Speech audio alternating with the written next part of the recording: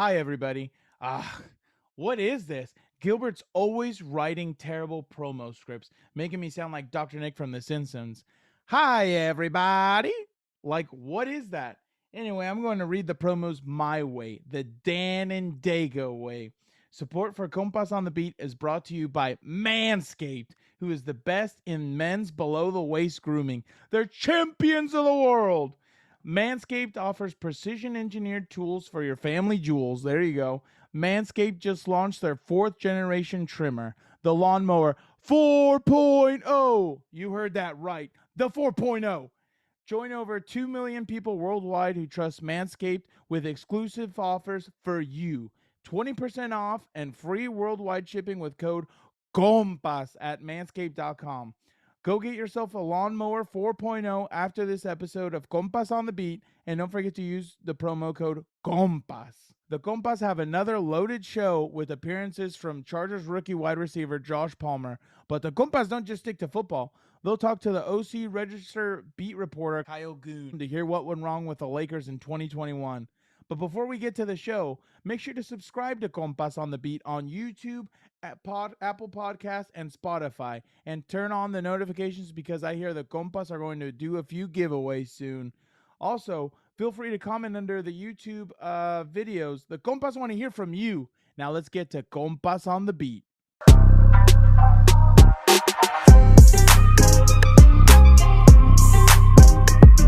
Welcome to Compas on the Beat. I am Fernando Ramirez, Chargers beat reporter for Sports Illustrated, and with me, as always, my co-host and tag team partner, Gilbert Manzano, Chargers beat reporter for the OC Register and LA Daily News.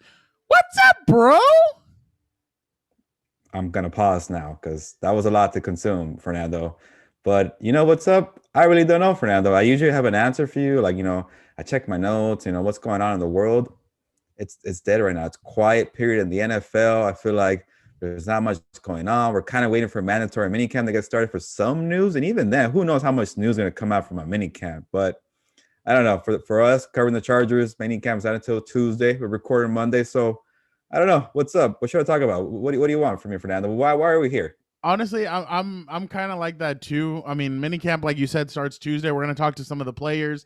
I think full attendance should happen. That's what it kind of sounds like. So it'll be interesting. But you know what? Let's instead talk about A Quiet Place. You know, A Quiet Place, right? Yeah, Gilbert? movies. Okay. Yeah. So you finally watched the movie. I mean, hell, it's only been out for a couple of years. But hey, without dropping spoilers.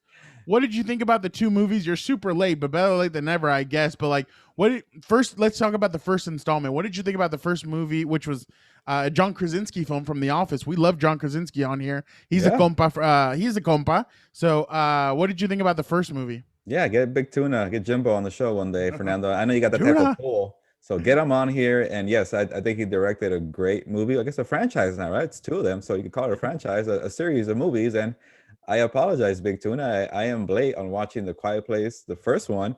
I think I saw it came out 2018, about 3-4 years ago. Yep. So I have this pattern, Fernando, where I'm really late to movies. As you know, with Harry Potter, I was 20 years late, but here I am not that late. And I also, when I think about the Fast and the Furious movies, and you keep talking about the number 9. I don't think I've seen all 9 of them, or all 8. So I need to go back and catch up. But I'm kind of going off track because there's a lot of movies I got to watch. But A Quiet Place, I thought, was really well done. And it's kind of crazy. Like I leave the theater. I saw the second one. So I saw the first one at home. Went to watch the second one. And I started thinking, like, I could have wrote this movie. Like it seems like something like, wow, a quiet movie with like aliens or something. Like, it doesn't seem that hard to do, but it's like nobody's ever done it. And that's the thing. Like that's when you get big movie ideas. When you do something that's never been done, then everybody's like, I could have done that. I could have wrote it. So maybe that's what I'm thinking. But I thought it was like very unique and different because sometimes I don't know, do we call it like a horror movie or more of like a suspense movie? I think it's more suspense. Because I don't really like the horror movie. I think they're kind of a little cheesy and dumb. But I like the way he kind of combines some kind of horror and suspense. So yeah, I'm a big fan, and I'm glad you got me into A Quiet Place. The first one, and number 2, I had no complaints with the second one. Hopefully there was no spoilers in that, but overall I really liked it. What I think is incredible, Gilbert, is that for 2 hours, just about 1 hour 30, 2 hours, there's not a lot of dialogue. They do everything different. Like it's a movie that has you. I mean, I remember as soon as I sat down and the movie started, I was focused. The only thing is, I feel bad because I don't throw one or two popcorn into my mouth. I have a handful and I throw it and I'm crunching. And I'm like, oh my God, maybe I should like keep it to one or two popcorn because like I don't want to make noise because it's so quiet. But it was my first time going back to the movie since all this started. My brother and I went to go watch it, and I was like, I came out of it and I'm like, wow. That Like, was your first one since the pandemic? Yep. Me First too, one. yeah, So me too. there you go. Quiet Place. Okay. Yeah, so I went to go watch it, and I was like, oh wow, like it was a great movie. John Krasinski directed it, and it was fascinating the way they were able to piece it, like hold it together without John in a sense. So I thought they did a great job. I think all the characters played their roles so well. Like everyone did a great job in kind of filling out their role. But man, honestly, if this is the beginning of John Krasinski, the director, I am so excited for the future of his films because wow, did he do a great job. And I know some actors turn into directors, and my favorite one so far is Clint Eastwood. I thought he's done a great job as an actor.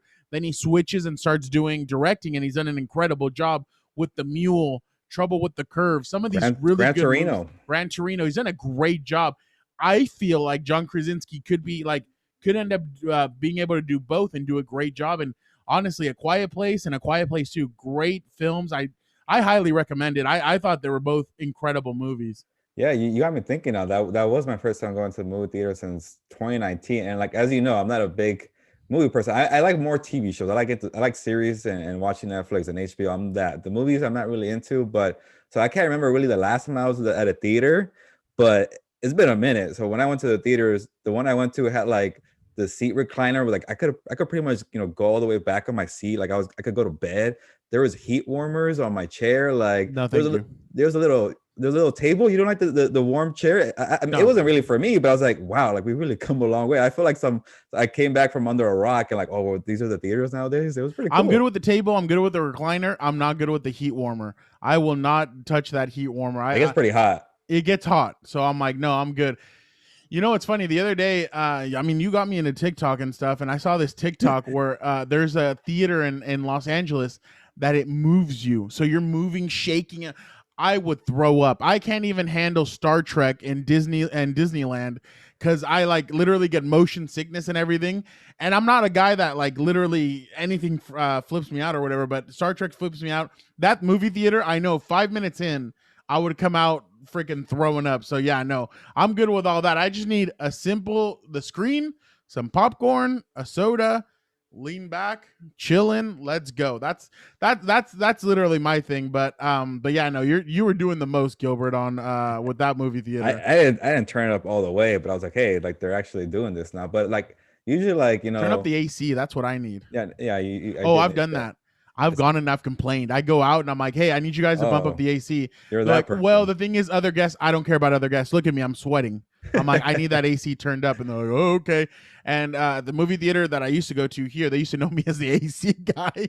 Because I'd be like the manager would always see me and be like, we're turning up the AC, sir. I'm like, hey, I appreciate it. So, hey, that's love. That was pre-pandemic. So that was love right there. I can tell. That'll tell you how often I used to go. I was gonna say, if they know your name, you go very often. Like AMC Stubbs reward member, bro. I guess, dude. Like, did you get that back, or are you? Oh yeah. I had to get it back. Yeah, because like Fast and Furious, bro, that's coming out. There's some really good things coming out. So I'm like, okay, I need to have this back. I get 3 movies a week. I don't have to pay because I have the membership. So hey, we're back in it. We're back on it. Yeah. Let's go. It feels back to normal. Speaking of back. Let's shift a little bit back to football. You mentioned mandatory minicamp. A lot of teams, so there are some teams that have canceled their minicamp after a few injuries or stuff like that. The San Francisco 49ers are one team. Man, they've been getting hit with injuries. Yeah. Safety, offensive line, all that. What did you think about that move? About them and the Houston Texans both canceling minicamp? I think with the 49ers, it's kind of like, okay, enough is enough. Like, you when you ask players who kind of deal with injuries, and you tell them, hey, how are you going to prevent injuries? Like, there's no way to do it. It's just kind of like, it's all about luck. And I think the 49ers were like, you know what?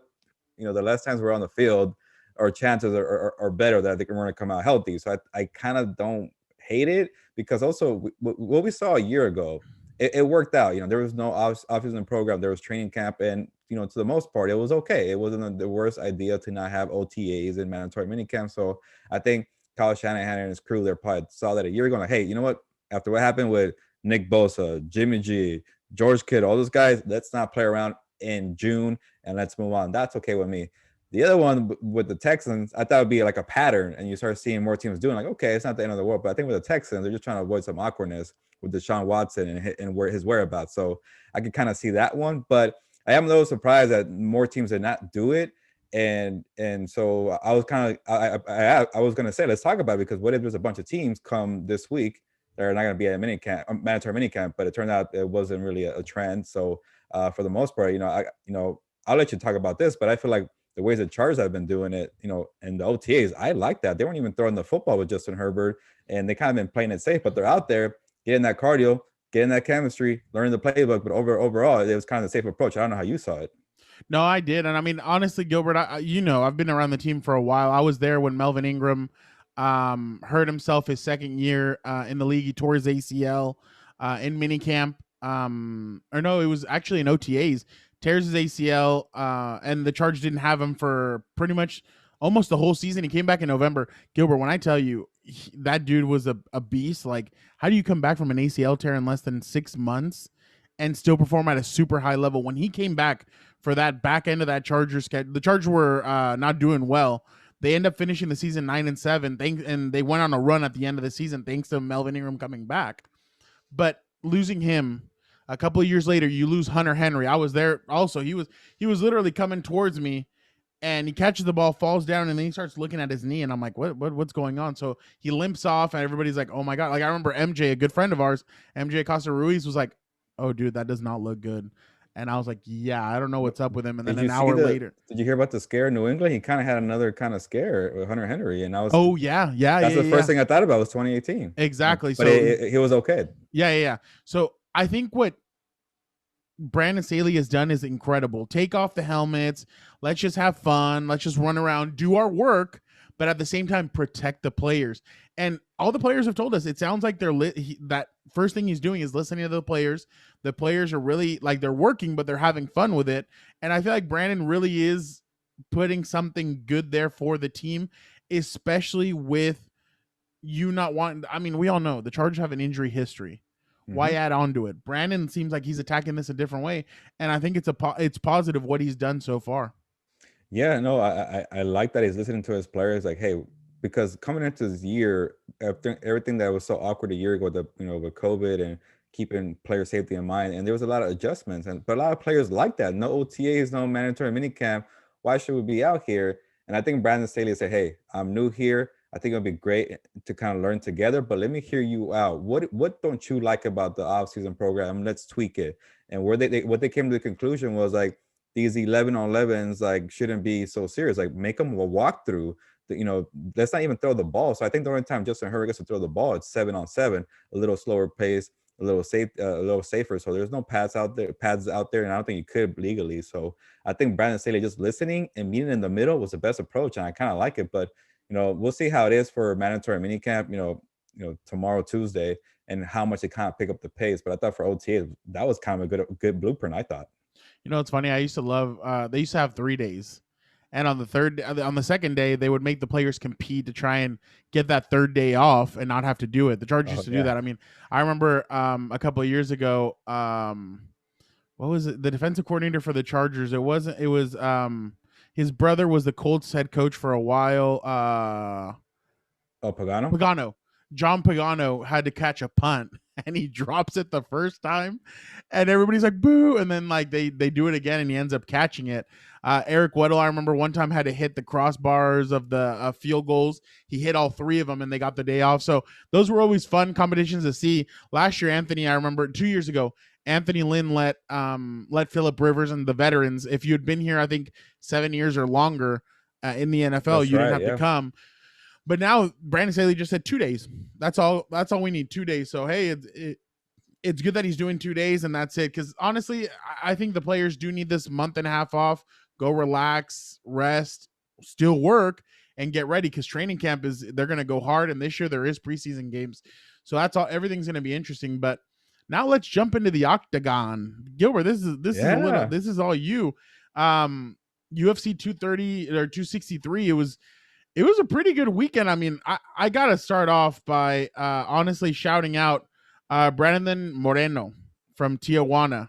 He won the belt over the weekend, the flyweight belt, and honestly, it was a pretty good fight. What did you think, Gilbert, and what did you see from the fight card this weekend? Well, first of all, it's the main thing with Brandon Moreno. He's Mexican. He was a Mexican-born, first ever Mexican-born UFC champion, Brandon Moreno. So first of all, like we're watching, like you know, every time you see somebody from Mexico or their parents are from Mexico, we automatically start rooting for them because they, there's an interest there. Like, oh, what? They're from Mexico. So I heard about Brandon Moreno.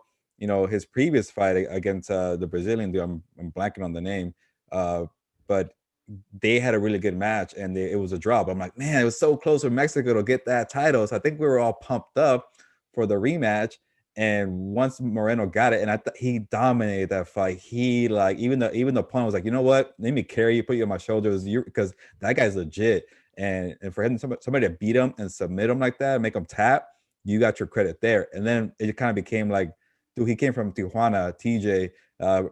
What he said, like, he was a chamaco from nowhere. Yeah. He's all that, and like you hear the story, like I don't know, if you're not Mexican, when you hear somebody talk about their upbringing and they start speaking Spanish and like si se puede, saying cabrones and all that, and like we know how that feels. They were like, oh yes, like this guy's one of us. So it was really exciting from that standpoint.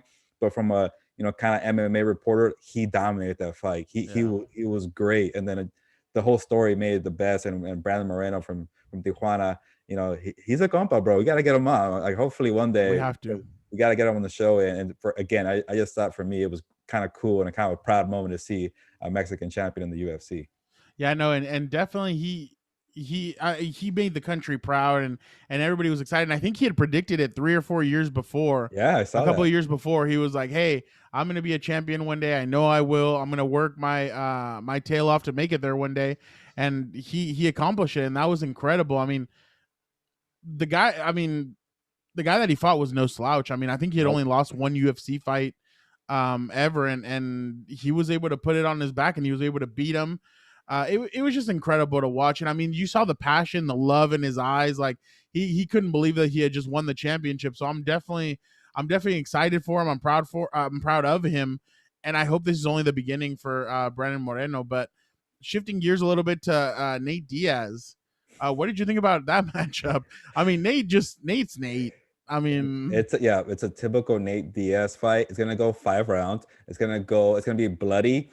And maybe Nate Diaz will lose the first couple of rounds, but that guy's cardio, his endurance, his heart, determination, his warrior mentality, you can never count him out, because I could tell for Nate Diaz, he was throwing a lot of punches, but by round 4, he's like, okay, he's getting a little gas. Maybe he's done. Like, this guy's going to knock him out. So I'm like, nope. He finds another gear, and he almost knocked him out in the 5th round. Like, I got so excited. I was watching it with my brother. We got like, here we go. Classic Nate Diaz doing the unthinkable. And he rocked the guy. He shocked him. He rocked him. Yeah. Like he was wobbly. And dude, I just love Nate Diaz, the showman, bro. Like, he did the combo, got him with the left straight. And then he starts pointing at the guy. As soon as he starts, wobbly with the legs, like, he starts laughing. I'm like, Nate, go for the kill. Don't start laughing and pointing. But that's what makes Nate Diaz. And I just thought it was classic Nate. I'm like, I don't care that he loses some of these fights. Like, you're a legend, bro. Like just keep doing your thing. He's an entertainer. He keeps it real, and he never gives up in a fight. And that's what you want from fighters. Yeah, no, 100%. I mean, I like, some people were asking, oh, should Nate still be on cards and stuff like that? Heck yeah, he should. He should have been the main event. Yeah. So I mean, I saw some negativity about him over the weekend on social media, but I'm like, no, this dude, he's still box office. The other day, I saw a clip of him and Conor going at it, and he's like, and him and Conor, just the way they hyped up those fights was hilarious. I think Nate is like that quiet, strong type, but when he speaks, you're gonna laugh. So like, I definitely, I think in MSNBC, they were on MSNBC one time, and the reporter was asking them how many round, or I don't know. She said something about counting. They had him count, and then Connor's like, he can't even count that high. Yeah. And then he's like, he can't count more than 5. He's like, I can count that. I'm gonna knock you out. And then he like obviously use an expletive, but it was hilarious. Like Nate is the man. I mean, I love watching Nate Diaz fight. I think he is literally man. He's just such an amazing guy. He's funny. He's creative in the box area, in the UFC ring. So I just think he's such an interesting human being, and I love watching him. Yeah, you know what I just thought about? You know, I don't know if you're watching the broadcast, but our guy or boy, Emmanuel Morgan with the New York Times, he got a lot of FaceTimes. I don't know if he's watching Compas. I saw him the whole time. And I want to ask him, like, how was it to be in that arena with Nate Diaz? Because that place was rocking. It was massive. It was erupting with just Blood Nate all over his face. like they loved him. I want to ask you this question. Like, I think Nate Diaz is the biggest star in the UFC right now. I know there's Conor McGregor, but I think Diaz is more beloved than Conor McGregor. Am I wrong there? Like, I feel like this guy's the biggest star they have. Like, put it out there. Like, who is more popular than Nate Diaz? I don't think it's McGregor. I really do think I think people love McGregor. I just feel like that's the thing is that like you don't remember that when they fought, it was split, man. It was 50-50. No, and that's why I mean, like, McGregor, I don't think it's by a lot, like maybe 51-49, maybe even 50-50, like you said. Like, I think there's fans that love Conor and they love Nate. And when these fights happen, it's hard for them to like be like, yeah, exactly. So, well, yeah, I don't know. One of those two guys is 1-2, right? One of those two guys. Yeah. 1-2. I mean, those two guys, they just get they get all the love, and I mean, people love Conor because of the way he is, the way he talk. Like, I still remember that one time where that fan asked Jeremy, or that I think it was a fan. He asked Jeremy Stevens, "Hey, you said that Conor can never go the distance, but what are you talking about? You've only gone the distance once in your life. What the hell are you talking about?" And Conor starts smacking the table, and he's like, "Hey," and he gets all excited. He's like, and then he asks him, "What was your question?" He's like, "His question is, why are you talking expletive?"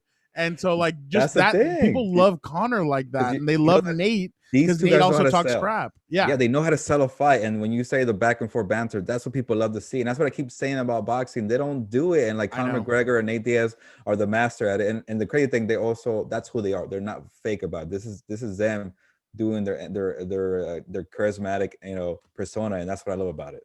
I mean, the first glance that we probably got out of it in a while is probably Canelo against Smith. Was that the one that just happened in May? Okay. Somewhere blanking this freaking guy. Billy Joe Saunders. Billy Joe Saunders. There you go, Saunders. Canelo was really talking. That was a little chippy back and forth. Canelo's walking through his through the hotel, and his trainers are out there, and they're talking crap back and forth. So maybe that was the first thing we've gotten in a while. I mean, it was Floyd, bro. I mean, Floyd was really the one that would move the pocket when it came to talking crap and getting into people's faces. But what'd you think about the Israel Adesanya match? Dude, sometimes the only I shouldn't complain because I like how UFC stacks their cards. There's so many great fights, and like in boxing, you get one good fight. It's a main event, and maybe the maybe. But a UFC pay-per-view, the entire main card is stacked. So I feel like on Saturday, after Nate Diaz, that Rumble, and the Brand Moreno good story, like I was already drained. Like that's enough emotion I get from me. Like you really got to top these fights. Like the bar has been set high. And with the Adesanya fight against the Italian, it was kind of boring because the Italian guy didn't really engage. He was like doing these lazy kind of combination punches, and Adesanya was just kicking and striking. Like what else can you do, bro? Like you're gonna win this fight all 5 rounds. He did.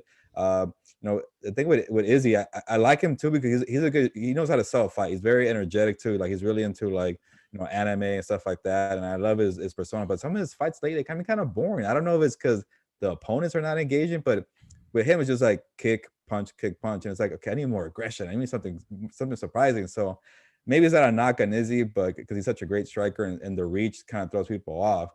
But I feel like some of his fights recently, well, maybe the last one when he lost the light heavyweight is kind of entertaining, but someone before that, these guys don't want to engage with him, and maybe that's a knock on the opponents, not him.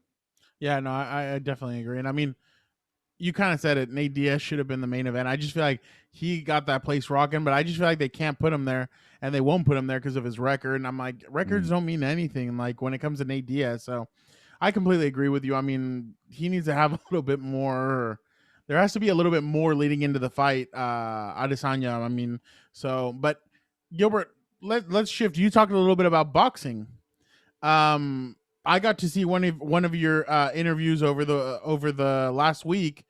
Tell us a little bit about what's going on in the world of boxing right now, and kind of what have you been up to with the OC Register? Yeah, so this weekend for boxing, if you're a hardcore passionate boxing fan, this is your Saturday. There's no YouTubers, there's no exhibition fights, and there's Bros, YouTubers versus TikTokers. yeah, whatever. TikTok. This is legit boxers. Maybe they're not superstar level like Canelo, Manny Pacquiao, Floyd Mayweather. But if you're a hardcore fan, and if you're one of the TikTokers, TikTok, whatever, one of the young people who are now listening or watching boxing because of the YouTubers, and you're interested in boxing, this is your weekend. This Saturday, there's 4 major boxing events, and I don't know what I'm gonna pick. But a little bit with my job, the OC Register, I started doing a boxing notebook because I looked at the schedule a month ago. I'm like, wow, boxing is really coming back. There's a lot of good events. I'm like, I want to write about this before football comes back. Once football comes, my focus is all, Chargers, the NFL. But until then, I'm like, there's a lot of good fights. So we talked about Deontay Wilder and Tyson Fury. We talked about Manny Pacquiao and Errol Spence. But before that, there's a lot of great fights. And it's really going to start on Saturday.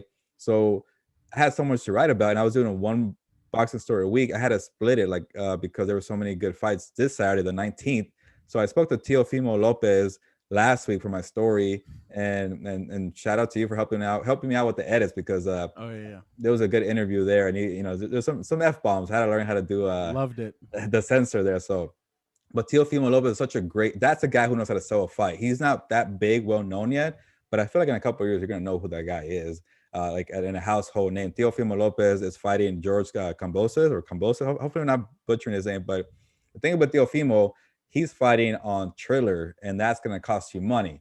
But the thing with Triller, though, they're selling you concerts. Like he said, Mike Towers is going to be there, Meek Mill, so reggaeton and hip hop.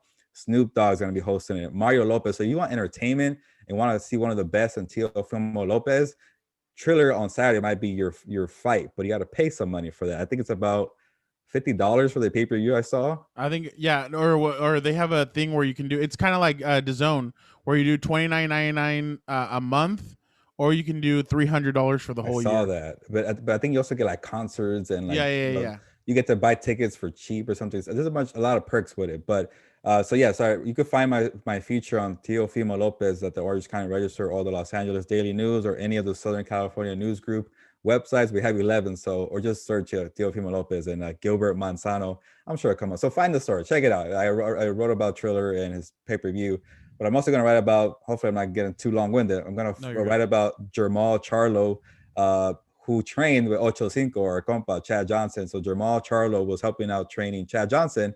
Now he's having a fight this Saturday on Showtime. His opponent is not that good, but we all know how talented Jermall Charlo is, that we're waiting for him to fight a Triple G, Demetrius Andrade, or move up to fight David Benavidez or Caleb Plant, or even Canelo Alvarez. And I wrote about, I'm gonna write about that this Friday coming up. Like, bro, like you're stuck here. Like you're nobody wants to fight you, but you're so good. How do you feel about that? So I talked to him a little bit about that, but it doesn't stop there. There's a fighter from Japan, Inoue, who they call him the Monster, who's legit. Like, if you know boxing, you know who Inoue is. He's gonna fight on ESPN. That's another card, Top Rank. And then on DAZN, the Mexican fighter Jaime Munguia from Tijuana is gonna fight there. So you get 4 cards on one Saturday. So that's why I wanted to mention it, because I'm excited for a hardcore fan. So if you're into boxing, Saturday, you got 4 options, and take your pick. What are you doing? Are you getting 4 TVs together and you're going to put one on each TV, or what's the thought process? I think I'm just going to go with the order. Like, I really kind of want to see the Triller card because of the entertainment, and Teofimo is so great, and Jermall Charlo. So maybe I might go Teofimo, Jermall, Inoue, and then Munguia. Munguia's not having a good opponent. I know he's a Mexican. I can't put him in 4th, but that's gonna be my order. Whoever I could get, I think our guy who might be listening, Beto Duran, might be on that DAZN card. He's gonna hate me right now for saying they're 4th. Oh, there you go. But Teofimo's actually hilarious. I like what Gilbert said. I helped him with editing, but man, that guy was hilarious. Like, once Gilbert got him going, it was hilarious to hear him. But Gilbert, we're gonna jump from the boxing ring to the WWE ring. This weekend is Hell in a Cell. Yeah. It's one of the I like this pay-per-view just because I've always loved Hell in the Cell. I mean, Mankind getting thrown off of the cell. I remember I've heard stories that Vince McMahon got pissed at the Undertaker and Mankind for throwing him literally off of the cell. And folks, when you see that video, there weren't any wires, none of that. He actually throws them from the cell. I mean, I've seen Shane McMahon when he fought the Undertaker jump from the top of the Hell in the Cell and he missed. I mean, it's fun. Hell in the Cell to me is one of my favorite matches to watch. This weekend, Gilbert, we have some fun matches going. So I might give you 3. I'm going to give you 3 to check out this weekend. Just because, Gilbert, you're my boy. So I got to tell you. First I need one. to hear. I was going to tell you, I need to get ready for SummerSlam. So I want you to get me ready for that. There you go. Yep. Hey, you might catch the Compas out in Vegas for SummerSlam. I'm just letting you guys know. You guys might catch the Compas out there. We're trying to see some stuff, but Rhea Ripley versus Charlotte Flair. That's one of the matches that I'm really interested in. Rhea Ripley and Charlotte Flair fought last year's WrestleMania.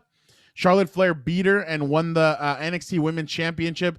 That to me was like, why are you gonna squash this? There have been some that are calling Charlotte Flair the new John Cena, where there's talent coming in and she just slams them down. First of all, leave my boy alone. That's my boy, John Cena. Leave him alone. But honestly, Charlotte Flair, you know, she's the top. To me, she's the top woman until the man comes back, until Becky Lynch comes back. Right now, Charlotte Flair is the top dog at the top of the chain, and she's going up against Rhea Ripley. What'd you say? Can't wait for that day, by the way. Ooh, I'm when that song hits and I see the man shirt and her come out, ooh, that'll get me hyped. And it doesn't take a lot to get me hyped, but that'll really get me hyped. Rhea Ripley and Charlotte Flair should have a really good match. I mean, they're two aggressive women who are literally going to beat the crap out of each other in Hell in the Cell. Rhea Ripley's obviously the Raw Women's Champion, so it'll be an interesting match. I see a Rhea Ripley defending her championship. She needs to kind of start stacking those wins, so I see her taking home that W and keeping the championship. Next, for almost like the 10th time, I think, Bobby Lashley versus Drew McIntyre. Again? The Almighty. I love the Almighty. Bobby Lashley, I loved him when he came in at the beginning in WWE back in 2005, 2006. I've loved his character now with MVP and him being the Almighty. He wears suits. He has an entourage. He's the man. But, man, again with Drew McIntyre, like, I think this is the last match between them, Gilbert, because at SummerSlam, I hope what I'm hearing is great. You know how Twitter talks and people start throwing out scenarios. There's a match that everybody's been wanting to see for years, Gilbert, and that is Bobby Lashley versus Brock Lesnar. Nobody's seen Brock in a year and a half since last year's WrestleMania. So I think, and I'm hoping I'm right, if that's the match at SummerSlam and what I'm hearing is true, what I'm reading on social media is true, Bobby Lashley versus Brock Lesnar would be an ultimate. Like, that would just be awesome for me. So I think Bobby Lashley beats Drew McIntyre. I think this is the end of their rivalry. I hope, because it's been a lot, and I think Drew needs to maybe try and climb the ladder again. So it'll be interesting to see. But I really think that Bobby Lashley retains the championship. If you're right on that fight, which would be a massive fight, Bobby Lashley and Brock Lesnar, like, between those guys, who has the biggest shoulders, man? Because they're all like jacked up like that with no neck, but their shoulders are really above their ears. I'm like, man, I don't know, but honestly, I saw something where they said that Vince really wants to go big for this year's SummerSlam, especially because I think it's going to be in front. Yeah, it's going to be at Allegiant Stadium. It's going to be full of fans. So I know Vince. If I know Vince is going to try and go big. And there's some surprises out there, Gilbert. There's some things I've been reading that there's some possibilities for matches that gets me even more excited and more on it for telling me, bro, for going out there. And then the last one that I'm watching, your Tribal Chief. When you talk like that, I already know you're There's been trouble. The Usos are trying to mess with Jimmy Uso is trying to mess with the chemistry that Jay and your Tribal Chief have. He's trying to cause a rift. We're all good. He's the right hand to the Tribal Chief. Why would you want to mess with that? And he's trying to mess with it. At the same time, Roman has to deal with that family drama. He has to deal with Rey Mysterio. Why Rey Mysterio? A couple of weeks ago, your Tribal Chief, or the Usos, fought the Mysterios because Dominic and Rey are obviously tag team champions. They fought for the tag team championships and they lost. So Rey Mysterio and his son still have him. Roman got pissed off that the Usos couldn't handle the job, so he came in and beat the crap out of Dominic Mysterio. So that angered Ray. Ray came out last week and say, hey, I acknowledge you for being an idiot and being a rat bastard is what he called him. He's like, that's what I acknowledge you for. So Roman didn't like that. And he's like, Roman, I'm challenging you at Hell in a Hell in the Cell for the Universal Championship. And Ray attacked him with a kendo stick. Then Dominic came in. That. He grabs Dominic and throws him out of the ring, launches him, like just launches him. And I'm like, oh my God. So Ray got even more mad. Man, it's getting serious. I mean, it's going to be inside of Hell in a Cell. I think this is the biggest David versus Goliath match. I mean, Rey Mysterio is 5'6", 5'7", and Roman 6'6", but Rey Mysterio messed up. He should have acknowledged his tribal chief. That's why I tell you, Gilbert, you have to. Paul Heyman liked our tweet, like my tweet last week when I told you to acknowledge him. I noticed that. Paul Heyman hustle. Shout out to Paul Heyman. So that match, I think Roman will win, but I think there's going to be some a lot of interference from Dominic. I'm sure there will be interference from the Usos, but I do think Roman retains. But man, this is getting entertaining right now. Roman Reigns and the Usos are the best thing going in WWE. Dominic and Rey Mysterio are doing a great job too, but man, what they're doing with Roman Reigns right now, it is incredible. Everything. I have not gotten bored. I just think the storyline keeps on getting better and better. And your tribal chief could be going up against somebody at SummerSlam. That gets me very excited. A returning superstar, supposedly, allegedly, which I've seen on social media. Man, if that happens, Gilbert, we got to be there. Are you going to share or we have to wait? I mean, you want me to share it? I don't know. Tell us your sources. He's over my shoulder. I can't see him, but yeah, you can't see him, but there's rumors so when you might be able to see him at SummerSlam. Okay, when he's done promoting his big old movie. We'll see. Two big old movies, because he's also in the Suicide Squad too. Okay. So then he's ready. Yep. Yeah, he's the Peacemaker. Okay. So then it sounds like I have to be at this card. Like you kind of already got me sold on a Hell in a Cell pay-per-view, because first of all, we all love Hell in a Cell matches. So yeah. So wait, first of all, is every match on this card no, Hell in a Cell? Okay. No, I think I honestly think the three that I laid out will be the Hell in the Cell matches. Okay, cool. I'm sold. Maybe Bianca Belair and Bailey. Maybe that one will be in Hell in a Cell too, but I'm not too sure if they want to put Bianca in a Hell in a Cell match so early. But we'll see. It'll definitely be interesting. But yeah, no, it's gonna be a good card this Sunday. So after you're done with boxing, Gilbert, Sunday you can chill out and watch Hell in the Cell. Okay, I'm down. Good weekend. There you go. Yeah. Now it's Gilbert's favorite time. We get to hear from Dan and Dago. He has promos to read. Then we'll get to the interviews with Lakers beat reporter Kyle Goon and Chargers receiver Josh Palmer.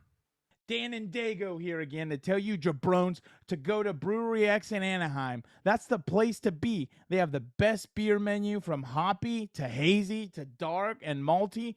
Beer choices for everyone to enjoy.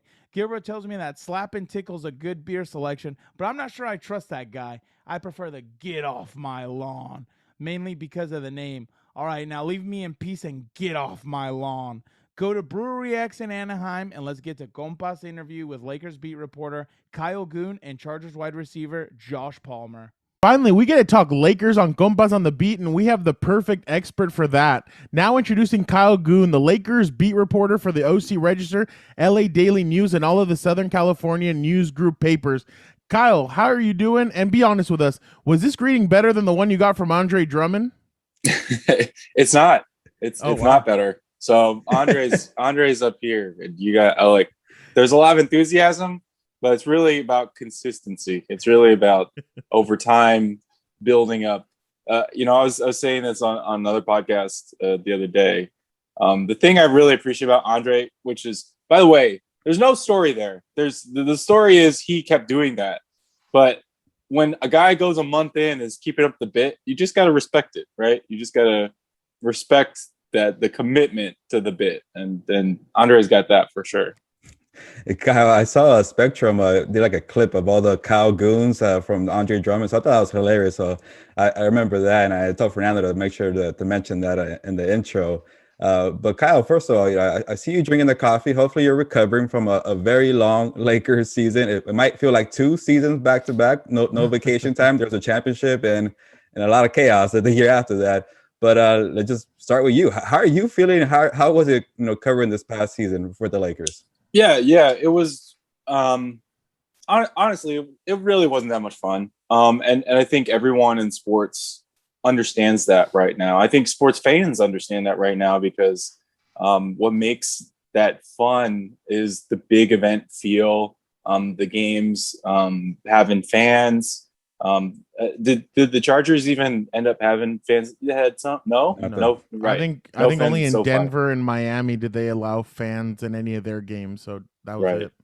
And I don't even remember because it feels so long ago now. I mean, like even the Super Bowl feels a long time ago now. So it's just it just has not been the same. I've sort of privately called this sort of the joyless season because the players and the coaches and the fans and the media are not having fun. And I think you're seeing that now with a slight return to normal, even though when I was in Phoenix, there were 16,000 people. I was like, is anybody going to wear a mask here? Like you can be vaccinated and still get COVID. Right.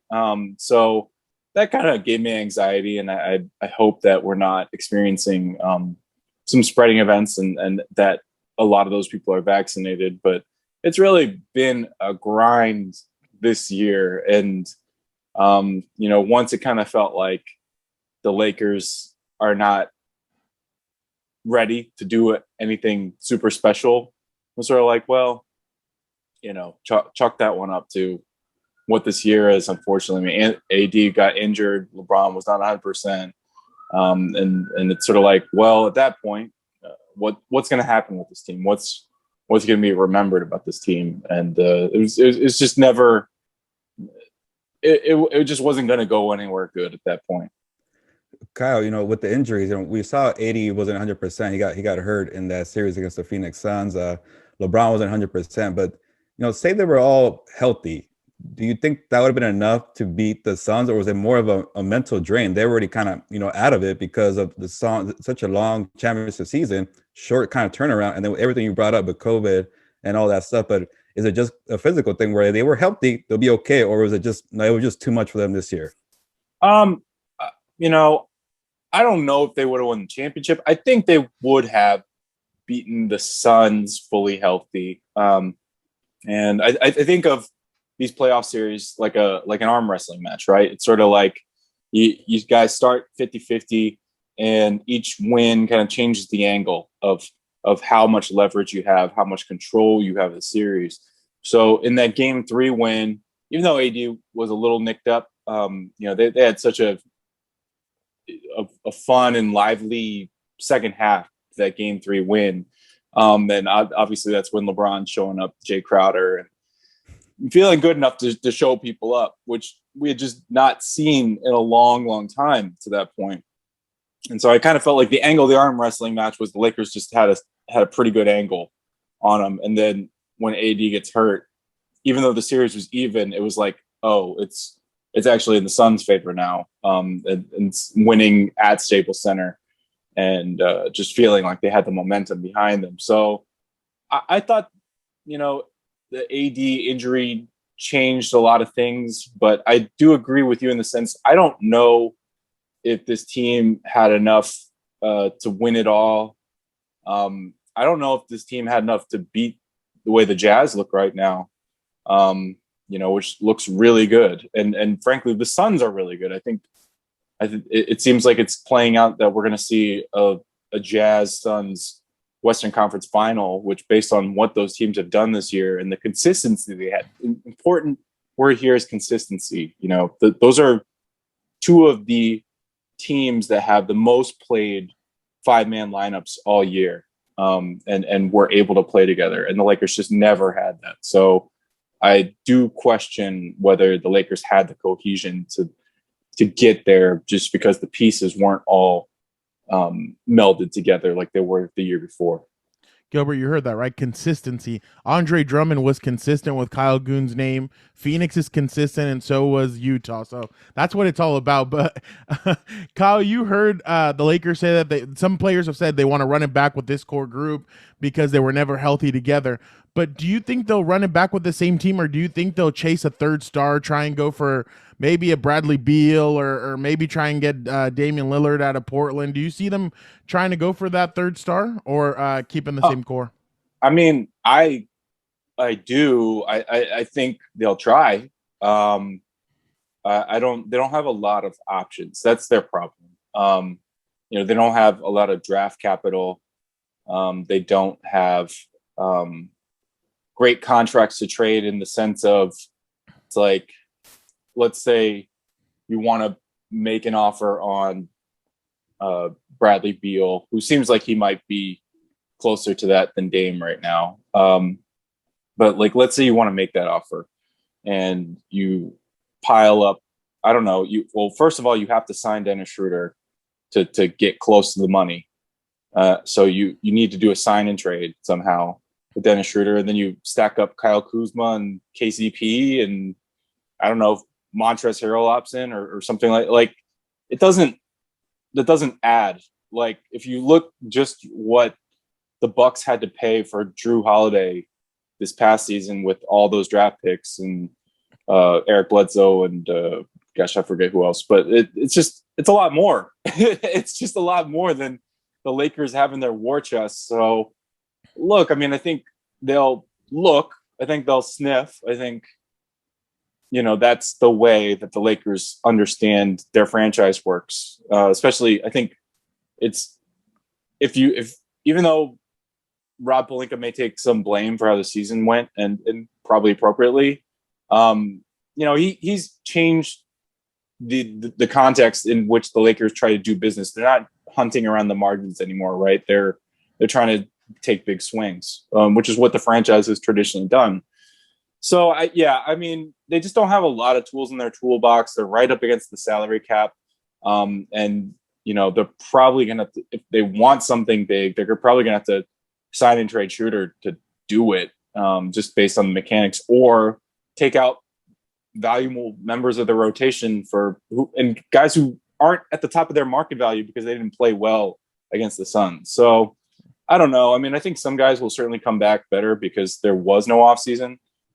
There was a lot of guys who came in just, 6 weeks between the end of the championship and training camp. So everyone was trying to get in shape during the season itself, and that just didn't really work out the way the Lakers wanted. So I think a significant number of people will be back, and then the Lakers might do something surprising, but maybe not that level of superstar. So if there is a shakeup, Kyle, who do you see leaving the team? I mean, it felt like Dennis Schroeder, he turned down that contract extension during the season, and then he had a good game one against this. I think it was game one or game two against the Suns, but then it just seemed like it didn't click for him. I know Laker fans are split on him. And do you see Andre Drummond maybe coming back? Or I mean, he joined the team late. And then Montrezl Harrell also saw his numbers slip, and then there were some questionable things going on with him on social media. And all that. So do you feel like there could be a huge shakeup with those three guys, especially this offseason? Yeah, I think there could be, but I guess what I really hold back on is you can't really see the full assembly of moves available to the Lakers because guys are gonna be in on free agency, or guys are going to want to get out of their situations. There's going to be, if there's I really wonder what's going to happen with a guy like Kyle Lowry, for example, who's a free agent who probably wants to get paid, but then if the Lakers can figure something out with him, bring him in on a team friendly deal, like obviously you might want that. So I don't know. I could see like none of them coming back. I could also see the Lakers being like, man, like we are up against it with the salary cap. Like we got to bring at least Dennis back because he's at a position where you need help, and you're just not going to, based on if you let him walk, you can't get a better guy than him unless Kyle Lowry really wants to give you a friendly contract, which I don't know if that's true. He's still somewhat in his prime, end of his prime, 34, 35. So it's there's just a lot of a story to be played out there, right? There's just it's really hard to see where all the pieces fit, and I think that's why you heard Rob Pelinka sort of say, "Hey, like we do believe that we had the championship pieces," because if the Lakers kind of find themselves against a wall and have to bring themselves back, if Rob Pelinka says, "Oh, we didn't have the pieces to win a championship year," how's he going to walk that back? Yeah. If they have to bring guys back and run it back. So I do think there are limited options, but it's the Lakers. They're going to try. They're going to try to do something big for sure. I want to take you back to the bubble in Orlando, and I don't know if you even want to go back to the bubble in Orlando and think about it, because I saw LeBron on his HBO barbershop show say he does not want to hear the word Orlando at all, because it's kind of a trigger for him because of what happened in those 3 months in the bubble. But I just want to know your experience in the bubble. Is it just all pretty much negative? Was it kind of fun covering a championship team there? Is it something you're going to kind of take back in 10 years and be like, whoa, I got to cover something that probably won't ever happen again as a sports reporter? Oh, no. That second sentiment, I feel that now. Like, if I could go back in time and they said, okay, you can cover the bubble or you can stay at home, and I had that choice again, I would say, okay, yeah, I'll go back and cover. Do I want to do a second season in the bubble? Absolutely not. No one does. And that was just that became clear as guys were leaving. I had a player from another team tell me the night that his team was eliminated, like, yeah, you know what? I got kids. Like, if they do this again next season, like, I'll just stay home. Or, people with families just did not want to go through that again, especially. It was harder than people without families. Like, I'm not married and I don't have kids, but it was just like being stuck at work, and being around everybody at work for 3 months. So it was just, it strained the parts of my personality that sometimes just wants to be left alone. It strained the part of me that just sometimes needs a step back from basketball. It needs to kind of cleanse the palate a little bit. There was just no outs from it. Of course, you're just working nonstop because you realize how unique the opportunity is, and you're only one of a few people there, and you're trying to do your best to tell the world about it.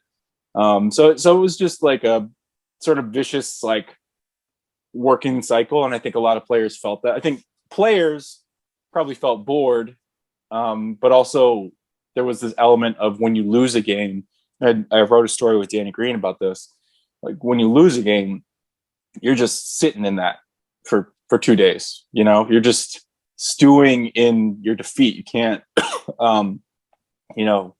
take your mind off it. You can't go grab dinner with a friend out or do something to distract you. So you're just always living in the game one way or another. So I think that was really challenging. So, in terms of the Lakers getting an asterisk on their championship, no way. Come on. That was so hard. That season was so crazy. It's like a 13-month season. Never been a longer season. Like, the circumstances of the Lakers season from the China trip, the China trip from hell, Kobe Bryant dying in the middle of the year and just putting strain on a team that's never been put on before into the bubble, and trying to being the championship favorites, but trying to finish it out when they had a veteran team with guys with a lot of families and guys who inherently would not enjoy that environment. So I just think it's crazy that people question the difficulty of that was an insanely difficult feat. It's crazy because even LeBron said his daughter wants to go to Orlando or to Disney World, and he's like, I ain't going back. No to Disney way, World. No way. Especially after it was home. But Kyle, can you tell us a little bit more about yourself? I mean, what made you become a sports reporter, and where's home? And tell us a little bit about your time covering the Utah Jazz. Yeah, I'm from Maryland, and sports writing kind of I've been doing journalism for a long time, since I was in high school. I did my high school newspaper, my college newspaper, and then I got an internship in Utah, where I actually worked for 8 years. So sports reporters know this sort of chain of, and I don't know if this is done as traditionally as it used to be done, but high school to small college to larger college, Pac-12. I covered the University of Utah, and then my last year, I covered the Utah Jazz, and I covered them in the playoff series where this is almost forgotten now, but they essentially ended the Lob City Clippers. That, like, it was a 7-game series, first round, and the Jazz beat the Clippers. And I think that was the last. Yeah, that was Chris Paul's last year there. So that ended Lob City, and then the next year I covered Donovan Mitchell's rookie year, which it's hard to remember now, I think, for the outside world, but they lost Gordon Hayward in free agency. That was like the biggest domino of free agency that year, and it was just, what are we gonna do? Like, we built up for 6 or 7 years behind this guy. This was supposed to be our guy, the franchise star. Gordon Hayward was, and now that seems like crazy, but he was. And then the rookie comes in and immediately is like a 20-point per game scorer. Like, it was crazy. He was, like, it's kind of incredible to see Donovan where he is now, and people recognizing in year 4 how great he is, because he was really great as a rookie. I mean, I watched a playoff series where he beat Paul George, Russell Westbrook, and Carmelo Anthony. Like, that's almost a lost series, because people don't even remember that one. The one that people remember, those Thunder guys losing, and Melo wasn't on the team anymore, but was the bye-bye way by Damian Lillard, because it was such an iconic moment. But the year before, they lost to a team led by a rookie. So it's just kind of interesting to see. Kyle, is he built? My bad, real quick. Is he built more like a football player? He looks like a football player. Like, oh yeah, he looks bigger than most basketball guys. Yeah, he's got these like broad shoulders that you see, which I think are really good for creating space for the kinds of shots that he goes in for. He's been compared to Dwayne Wade, and how he drives to the rim and how he finishes creatively. But the physical tools, which are not really like Dwayne, are the broad shoulders. And Donovan loves his cutoff sleeves. You'll notice this. Even in his warm-ups, he never wears sleeves. And then he's 6'2" ish, he's listed at 6'2", and his wingspan is actually 6'8". So that's the other aspect of him that really makes him such a good finisher. And he was a pretty good, like, he's obviously wasn't what he is now, where he's scoring 45 points in the playoffs. He was a good finisher as a rookie, and nobody really knew that. I mean, the Jazz didn't even know that. The Jazz were like, oh man, like, here's a guy who we think can be a really valuable defender. And then they bring in Donovan with and get him working with Johnny Bryant, who's now with the Knicks, and who I think had a really big hand in Julius Randle's year. And all of a sudden he's like finishing, and they needed a leading scorer, and he just was that as a rookie. So it's just really cool to see just the change in perception, because it takes years. It takes time to build that up credibility wise in a market like Utah when you're talking about the nation. So Donovan's getting there, and that's very cool to me to see. Fernando, you got Kyle going. This is why I wanted Kyle on the show. He's a basketball expert. I'm learning a lot, especially from Donovan Mitchell and his physique. So we got it all covered, the bubble. But Kyle, I know you got to get going, but I really appreciate the time and you jumping on the show. Compas on the beat. No problem. Thank you guys for inviting me. I appreciate it. Now let's introduce the next great Canadian football player. I am talking about St. Thomas Aquinas graduate and Tennessee Volunteer. That is, of course, Chargers wide receiver Josh Palmer. Josh, how are you doing today? And how are you enjoying some of this Southern California sunshine? I'm good. Thank you for having me on the show. And the sunshine is currently here, but it hasn't been here for a while. It's been cold. Josh, well, take us back to the draft day, because when you got drafted, you were excited to come to Southern California and get that sunshine going. You're very pumped. I think you wanted to take buy a plane ticket in that moment. But has it kind of sunk in that you're an NFL player, doing an interview in Chargers headquarters right now? Mm-hmm. It's sinking in slowly. When I came down here, I was really excited, and now that I've been here for a while now, I think I'm pretty much acclimated.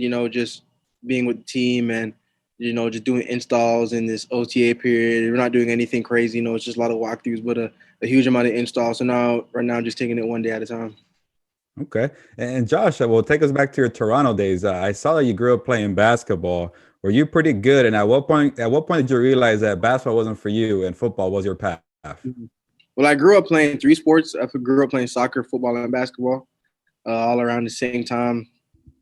And I would say I retired from soccer, I would say going into high school. And I retired from basketball once I transferred to St. Thomas Aquinas. And, going into my sophomore year of high school is when I realized that football was going to be the sport. And, that's when I started to put all my effort into football. And I stopped all the other 2 sports. Josh, I hope I'm okay assuming this. Are you a Toronto Raptors fan? Yes. What did it mean a couple of years ago to see them win the championship, first NBA championship out of the United States, and for Kawhi Leonard and those Toronto Raptors? What did it mean for you to see them win the championship? It was cool to see them win. I wish I was home when they won. The city went crazy. So I missed out on that. And a lot of things I missed out on not being back home. But, it was great to see. And I hope to see it again fairly soon. This year wasn't our year.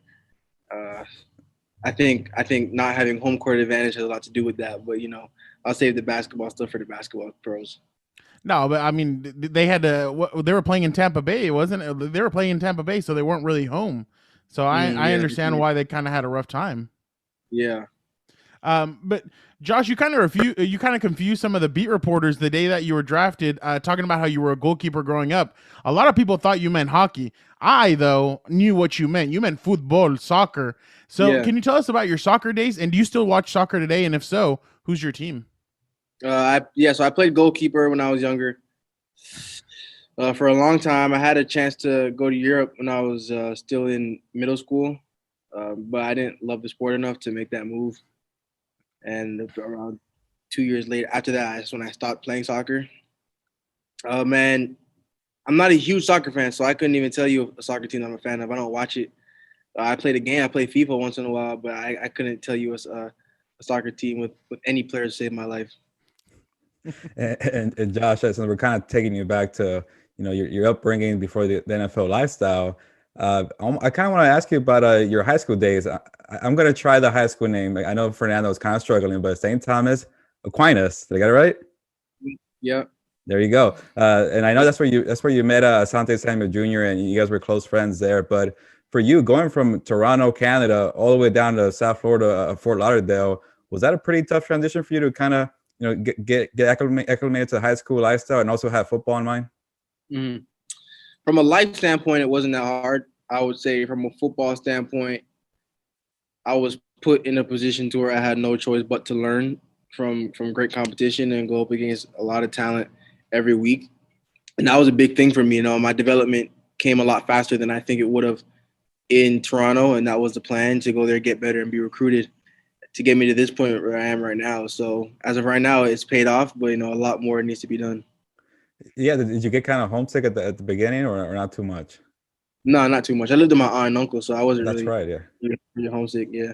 Okay, so you had a family there. Mm-hmm. But Josh, and I think also, Josh, I saw your dad played in the CFL. So, Canada and the NFL are, kind of tied together because football is a big sport over there. But I feel like in the last couple of years, I feel like there's a big boom of Canadian players going to the NFL. And we saw it a year ago with Chase Claypool, the Steelers receiver. First of all, are you friends with Chase? And what do you think it is that, there's a big boom with Canadian players in the NFL right now? So my dad didn't play in the NFL. Yeah, he did not play in the CFL. He did not play in the CFL. Oh, he just played. He played college football at the University of Windsor. I know that can be Okay. sometimes that gets confusing with reporters and stuff. But no, he didn't play in the CFL, just college football in Canada. And for Chase Claypool, we're not friends. I don't really know him like that. But I would say it is great to see what he did last year and being a Canadian performing on such a level that he was last year. And I'm excited to see what he does this year. Maybe we can meet up and spit to each other. But yeah. yeah. Here, huh? Sorry. All right, Josh. Well, here comes some of the tough questions. Gilbert said he's been to Toronto, but he never told me what the best Canadian food is. He just said he drank Molson beer. So I have to ask you, what is your favorite Canadian dish? Poutine. Oh, what's that? It's fries, gravy, and cheese. Oh, that sounds pretty good. Also, Yeah. can you give us a few dishes of Jamaican? I know your parents are Jamaican. What is some of your favorite Jamaican food? I would say jerk chicken. I would say curry goat. Those are my top two. Those are my top two. And going into the stadium it used to be Saturdays, now it's Sundays. What's going to be playing on your playlist? What you got? You got some Drake. What do you got going on? I listen to everybody, to be honest. There's not one artist that I specifically listen to. So I just make a huge playlist of different songs, different hit songs that I like. I'm a big music guy, so I listen to a whole different types of genres of music. But specifically for game day, just more so up tempo, hard hitting songs like that. I couldn't tell you a specific artist because it's just mixed up with a whole bunch. And Josh, just a last question. How's it been for you? Getting to work with guys like Keenan Allen and Mike Whittam on the football field, has that been pretty fun and just kind of getting to learn from those guys like that? Mm-hmm. I'll say it will be fun once you start putting on the pads and actually going up against the defense. Right now, it's just walkthrough, so we can't really see a lot of what guys are doing. Right now, just a lot of film that we're watching, a lot of installs, and I get to see the one-on-ones from last year and learn from that. But I think once we put on the cleats and start to get to it is when I'll start to learn a lot of stuff. Before we let you go, Josh, I have to ask you one more thing. I read that you took a service trip to Rwanda. Can you tell us about that experience and what that was like for you? Yeah, the main theme of that trip was learning how to create social change through sport.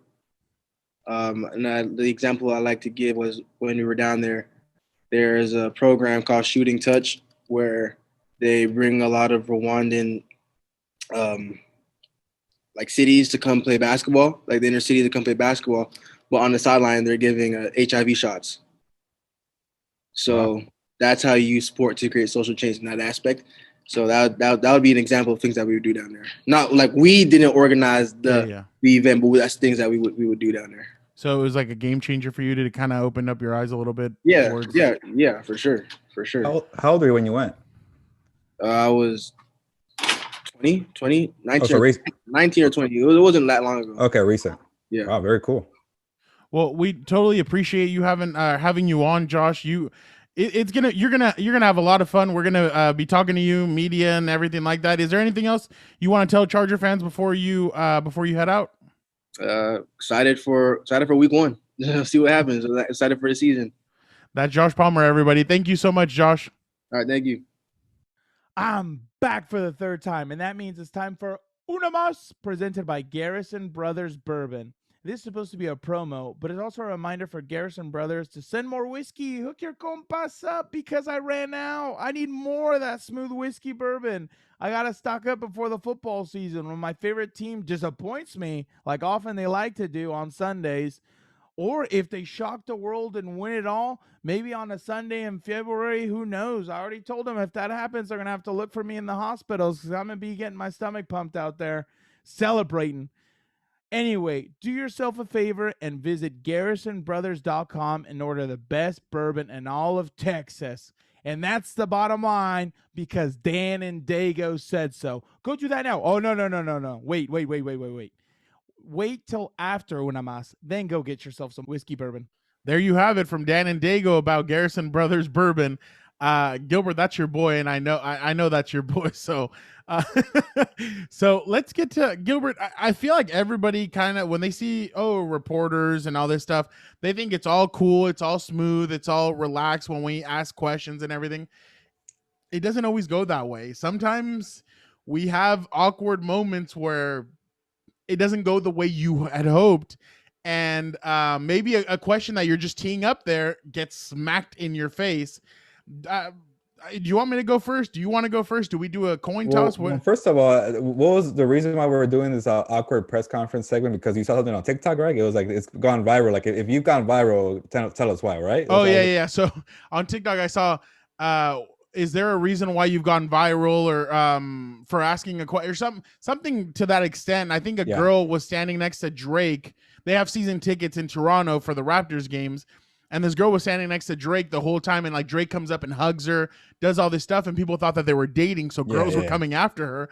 And she's like, "No, my parents have season tickets next to Drake, so Drake and we always see each other. He's seen me for a long time. We always talk. He's really nice, all that. But after the game's over, we leave. He leaves. We leave separately."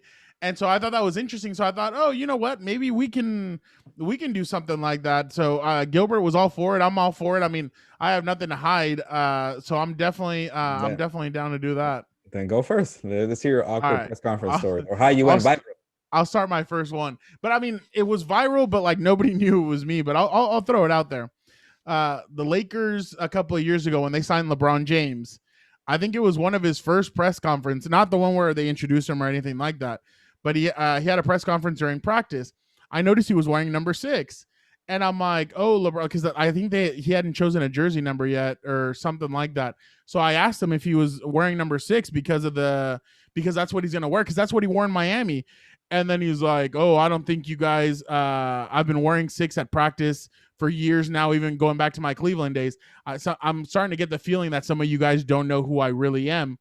And I was like, okay, like I didn't mean like. And so, like, our good friend Nick was with me, and Nick's like, bro, don't even worry about it. It'll blow over. Somebody had taken somebody had recorded it and put it on Twitter, and it was like at 100,000 views in less than like, I don't know, an hour or two. And people were like, oh, what an idiot reporter, this and that and that. LA media is terrible. I was like, I'm a part of San Diego. So yeah, that was me. And I was like, okay, well, I was just asking him kind of like a softball question and whatever. And the next day, Skip and Shannon debated on Undisputed. And Shannon said that he thinks that the media was trying to tick him off. Shannon Sharp, I wasn't trying to tick him off. I was actually asking him a question just to kind of get things rolling in a sense. And he didn't like my question. And then Skip's like, no, this is just the media in LA doesn't know LeBron. They don't know about him. Like, yeah, you were in LA, you were in Cleveland, and you were in Miami. That doesn't mean that LA media knows you. I mean, I wasn't at those practices, so I mean, how would I know? I just saw him wearing number 6. So yeah, I was pretty bummed out for a couple of days because I was like, oh my God, people are making fun of me and everything. And Nick Hamilton was awesome. He was like, bro, come on, like we all go through those things. And I hadn't thought about that. I'm like, I didn't think that some of these great reporters went through that kind of stuff. And yeah, I mean, now I see it. Yeah, everybody goes through that. So I'm definitely willing to share that one. And yeah, that one was terrible. I mean, I was beating myself up for a couple of days. Now I just laugh at it. Like, I just thought it was funny. Yeah, the first thing I think about is like, well, like you don't live in Miami or Cleveland. You didn't see practices, but then it's like, well, maybe, he's such a big star. It's gonna be a video of him practicing in a 6 jersey somewhere. But then it's like also, like you're not you cover mainly NFL and Chargers. You're gonna be checking for LeBron James practice videos. And also I think it's more LeBron like being in a new city and maybe he hears like bad things about LA media, like LA media, like they come at you hard, man. Be ready for that. So that's why he's thinking, oh, they're coming at me, and you weren't really doing that. So yeah, that's kind of crazy how you went. You were a topic pretty much. You created a topic for Undisputed, which is crazy to think. So I never had anything like that.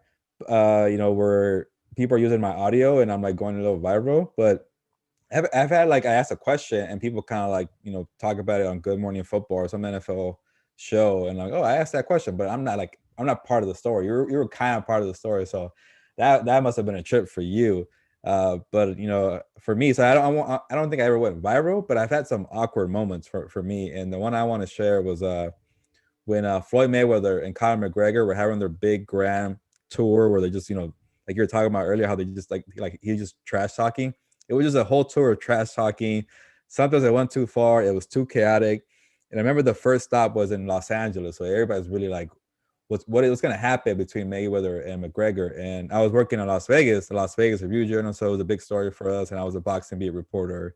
And Mayweather is from Las Vegas. So he's a big topic for us out there. And that day of the press conference came out that Mayweather owed money to the IRS or something. Like, I forget how much it was. It wasn't that much money. But it's like, man, this guy's a billionaire. Like, one, should we care? He's gonna pay it off, or two, like, he has so much money. Why hasn't he paid off the taxes?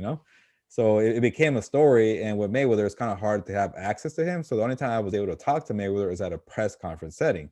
So just think about like 40 reporters, a bunch of YouTubers recording, everything streaming, and everybody's asking about Mayweather fighting McGregor, and I have my bosses telling me we need to know about his taxes. We need a quote to write the story, and I'm like, well, the only time I can talk to him is at a press conference. And for me, I'm a reporter and I do well with asking questions and like on Zoom and in person. But when it's like a big setting like that, and there's like you need a microphone and there's people watching. How the NBA Finals is a press conference, like everybody's watching. You need a microphone. You introduce yourself. That kind of gets me a little nervous. I have like an anxiety attack. I'm like, oh man, like everybody's watching me. So I was already nervous. Like, and I'm like, yeah, give me the microphone. And I said, hey, Mayweather, there's this thing report out there. You haven't paid your taxes. I saw you talked about it on Facebook. Can you just kind of give us more detail about, why is this an issue with taxes? And like first he's like, I don't want to talk about that. I already talked about it on Facebook and I wrote about it. And then he got going like, here's a check for 9 figures, $100 million. I'm about to make $100 million. Don't ask me about my taxes. He kind of like went off a little bit on me. But then that became a quote. So I used that quote for my story. Like, you just need like what six words and that's a quote. So we used that, but it's a little awkward. I'm like the guy asking about taxes. And when the press conference was over, it was like, hey, aren't you the guy that asked Mayweather about his taxes? Like, why'd you do that? I'm like, well, I'm not going to give you my whole reasoning for why I needed to ask about his taxes. But yeah, I know it was an awkward setting to ask about his taxes from, but I'm sure people on YouTube probably saw the video, like random reporter, like it's like a random reporter asked Mayweather about his taxes and Mayweather, he erupts on him. So that's probably to my extent. But other than that, I don't have anything viral, but it was just kind of an awkward moment. I'm never going to forget that I asked Mayweather about his taxes for McGregor or Mayweather. Trying to count his pockets is what you're doing. You're trying to see why he owes Uncle Sam so much money. I just needed a quote, man, for the story, and that's it. And I did it, and it wasn't so bad. Like, I think now that I did something like that, like maybe for you, it's like I asked LeBron, he kind of went at me. I should never be nervous again. Like, I had Mayweather come at me. Like, now, like, these are the two biggest figures in sports. I'm like, what else? What else could go wrong for us? So maybe it was kind of good to get it out the way, No, and it definitely was, because I think when I first started covering the Chargers and going to stuff, I was really nervous. I wouldn't ask anything because I didn't want to ask the wrong thing. So I really stayed away from all that. And I remember a good friend, Bernie Wilson from the AP. That's who Joe Reedy calls the Commodore. So the Commodore, he would tell me, he'd be like, bro, open up more. Like, come on, you can do it, bro. And I'd be like, okay, yeah, this, that. So like I would be, So one time I remember Bernie, to really get me going, he asked Mike McCoy something like, oh, I heard that Manti Te'o has a chronic foot injury. It's like, well, I wouldn't know, blah, blah. So he starts going at him or whatever. And then Bernie kind of says, he's like, well, you got to give us more facts, huh, Nando? And I'm like, so like everybody turns and looks at me and I'm like, oh my God. So yeah, it got me that got me going, and I started asking a little bit more and a little bit more. So that kind of opened me up. But yeah, having something like that happen to you, it kind of makes you think, oh, well, what else can happen? I mean, whatever. I mean, yeah, sometimes we have to ask random questions, but I mean, I haven't asked anything random like other people have, Chief. So I mean, it's not that random in a sense. So I definitely try and stick to what I know. And I mean, if I get something wrong, hey, I mean, whatever. I mean, we've all been there. I mean, we've had brain farts. I remember I was gonna ask Anthony Lynn something last year, and I completely, like, when they went to me, I'm like, oh crap, what was I supposed to? And like, I asked him something random, and I can't remember what it was, but it was just random, and I was like, okay, yeah, I completely had a brain fart. And then I try and come back, like, sorry, that's all the time Anthony has, and I'm like, dang, I'm like, all right, fine. You know what's the tough thing about Zoom is, like, like say you forget your question, like in person, you don't need to like ask. You just like you Yeah. stay quiet. But on Zoom, you have a turn. You're next. Like, wait, I had a question, I forgot, and you're like on the spot. So I can see how that could happen. But no, it just things happen, bro. Like even to this day, like I still get, you know, there's say like there's times there's a regular practice. I'm easy going. I ask whatever questions I want, but say there's like a big storyline, like somebody like is gonna hold out, or somebody's is due for a contract, or somebody got in trouble, and you got to ask these big important questions. I kind of get nervous sometimes, man. So like, it depends on the mood and the setting, but sometimes I don't care. I ask Yeah. whatever. But also keep in mind, if you're listening and you hear a reporter asking a random question, most of the time, I'm gonna say most of the time, they're working on a story and they're asking a very specific question for a story, and that's why it's random. Other times, people just want to be on there to ask random questions. I'll just say that. Well, boss, I mean, what can I tell you about that kind of stuff? But it definitely is something where you're like, oh, okay. So I definitely I agree with you 100%. It's just, I mean, it's just I mean, it's just weird. I mean, I remember last year when Melvin Ingram was holding out or all that. I remember we kept on asking Anthony Lynn those questions, and you could tell Anthony was like, and then you ask other players, and they were kind of like you could tell they were getting frustrated by it. But hey, sometimes you have to do it, especially because sometimes these guys get flustered or whatever, and they'll let something spill out sometimes. So I mean, it's just we have a job to do, and I mean that's why I don't get nervous anymore. Ever since LeBron like did that, I was like, oh, okay, cool. Like I'll ask whatever. So I'm not scared to ask people anything. Yeah, now you reminded me, we were speaking about embarrassing kind of press conference moments. Remember last summer in training camp, I asked Anthony Lynn about Melvin Gordon, who Melvin Gordon was playing for the Denver Broncos at the time. And I said, hey, because I think because Melvin Ingram didn't show up or wasn't practicing yet or something? I'm like, hey, when is Melvin Gordon going to practice? He's like, Melvin Gordon? He's in Denver. Last time I spoke to him, we're out. I told him where to buy houses in Denver, and I'm like, Anthony, did I say Melvin Gordon? I meant Melvin Ingram. He's like, oh, Melvin Ingram. So he was kind of having fun with me there. I was a little embarrassed, but like, whatever, it happened. I said Melvin Gordon, I meant Melvin Ingram. It happens. You move on. The fact that Anthony like went along with it was hilarious. He was just like. The funny thing is, I had no idea I said Melvin Gordon. I'm like, why is he answering that way? And I asked you guys, I think I asked you and Popper, I'm like, did I say Melvin Gordon? Or I think I asked Jeff also. He's like, yeah, you did. I'm like, oh man, that's crazy. Funniest part of last season too, Gilbert, in my opinion, was during training camp or whatever, was at times your laptop wouldn't work. So you would like the volume, so you'd have to walk over with me, and you'd ask your question on my computer. So I thought that's when you were like, "That's the last straw. I'm gonna go out and buy a new one." Yeah, but I thought that was hilarious. Dude, last year's Zoom thing at training camp was so awkward. Like they were like, maybe 20 yards away from us doing they had like a Zoom podium, right? And we were on a little, under a tent. And we're all next to each other, doing the Zoom. So there's a lot of echoes and weird noises coming out the computer. So I think for me, my audio was just bad. And it was because of that. We're in a weird, awkward environment.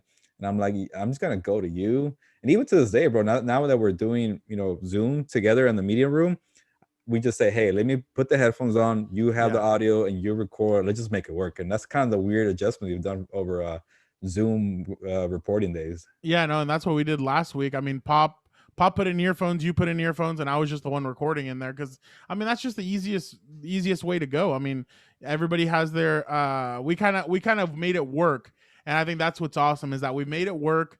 We kind of help each other out and everything, so it's definitely been great. But yeah, it's just interesting the way we kind of have worked, and since those incidents happened to us, we've done better, and now we're definitely at a better spot, I think. We don't get nervous. So, hey, that's all you can really ask for, huh, Gilbert?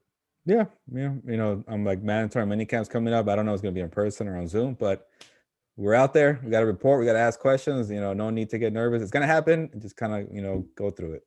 Yeah, we got to get ready for that. But you know what? In the meantime, Gilbert, vámonos.